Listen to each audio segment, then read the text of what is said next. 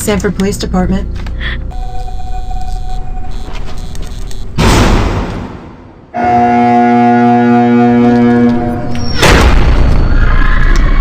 Do you want to get out of here alive?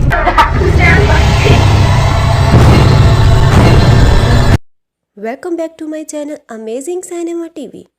Last shift 2014 में आई हुई ये movie लोगों के लिए बहुत ही हॉरर मूवी थी। काफ़ी लोग तो डर से सो नहीं पाते थे। चलिए देखते हैं आखिर इस मूवी में ऐसा क्या है। मूवी की स्टोरी स्टार्ट होती है एक पुलिस स्टेशन से, जहां नई नई एक लड़की की जॉब लगी थी। इस लड़की का नाम होता है जेसिका लॉरेन और आज जेसिका का जॉब पर पहला दिन था। और हैरत की बात यह है कि कल यह स्टेशन बंद हो जाएगा, यानी जेसिका का आज पहला भी और आखिरी भी दिन था। मूवी का नाम भी इसलिए लास्ट शिफ्ट रखा गया है। अब जेसिका पुलिस स्टेशन में एंट्री करती है तो उसे अपने सामने एक अजीब सा इंसान दिखाई देता है जो वाल पर जोर जोर से हाथ मार रहा था। जेसिका के पास आता है, उसे गौर से देखता है और उसे जोर से रोकता है और अपना नाम कॉलिंग बताता है।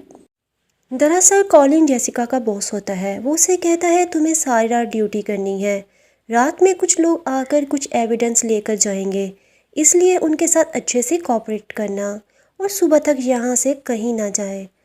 जेसिका एक चेयर पर बैठकर वेट करने लगती है कि कब सुबह होगी और उसे न्यू स्टेशन जाकर वर्क करेगी। तभी उसे कॉल आता है। ये कॉल एक मोनिका नाम की लड़की का होता है जो एक जाल में फंस गई थी और फौरी तौर पर हेल्प चाहती थी। जेसिका इस पर कंफ्यूज होती है कि जब पुराने स्टेशन की कॉल लाइन न्यू स्टेशन के साथ अटैच हो गई है तो फिर यहाँ कैसे फ़ोन आया। खैर जेसिका इग्नोर करके पुलिस स्टेशन बताती है कि मोनिका नामी एक लड़की का फ़ोन आया था, उसे हेल्प चाहिए। वो फ़ोन रखती ही है कि डोर पर एक शख्स आता है जिसने काफ़ी गंदे कपड़े पहने हुए थे। वो जेसिका के कहने पर भी बाहर नहीं जाता। वो जेसिका पर चिल्लाने लगता है। जेसिका को लगता है कि वो कुछ ढूंढ रहा है लेकिन उसे कुछ समझ नहीं आता। वो उसे बाहर निकाल देती है और लॉक लगा देती है।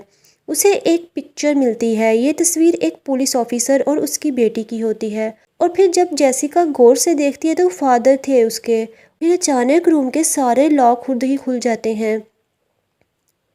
दूसरी तरफ उसे फिर मोनिका कॉल करती है। जेसिका उसको हेल्प करना चाहती थी लेकिन वो समझ नहीं पा रही थी कॉल बार बार उसे क्यों आ रही है। वो दोबारा न्यू स्टेशन पे बता देती है।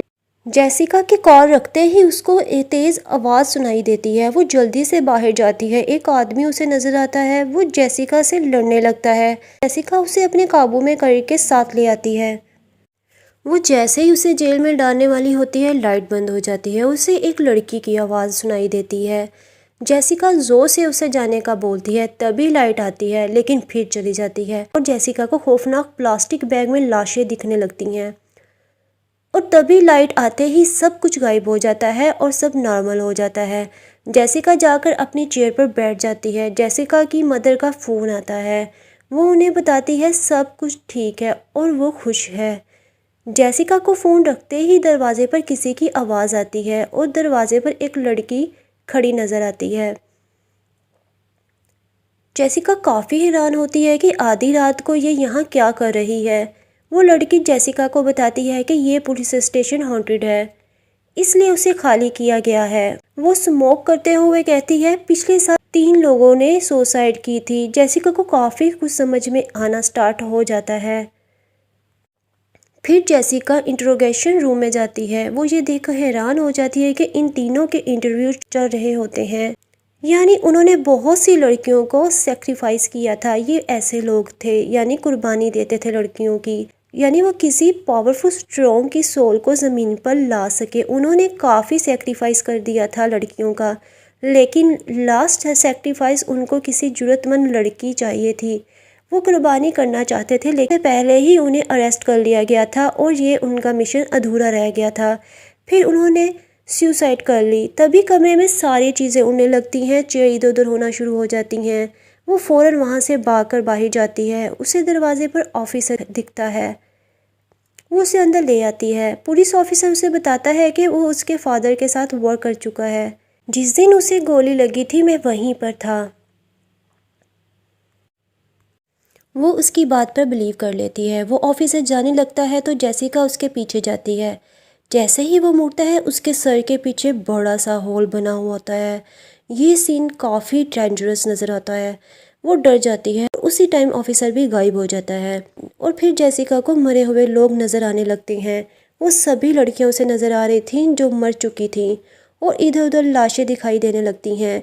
उसे फिर लगता है कि उसके आसपास कोई है। एक लड़की बुरी हालत में सामने से गुजरती है। फिर अचानक जेसिका के सर पर वार किया जाता है। वो बेहोश हो जाती है। जब उसे होश आता है खुद को एक औरत के सामने कमरे में पाती है। वो जेसिका को बहुत अजीब नज़रों से देखती है और कहती है उन्हें तुम्हें नहीं चुनना चाहिए था। इस बात से हमें ये पता चलता है कि कुर्बानी देने के लिए उन्होंने जेसिका को सिलेक्ट किया था और साथ ही वो औरत खुद को शूट कर देती है और नीचे गिर जाती है। जिस जेसिका को बहुत बदसूरत लड़की की चलती फिरती लाश नज़र आती है।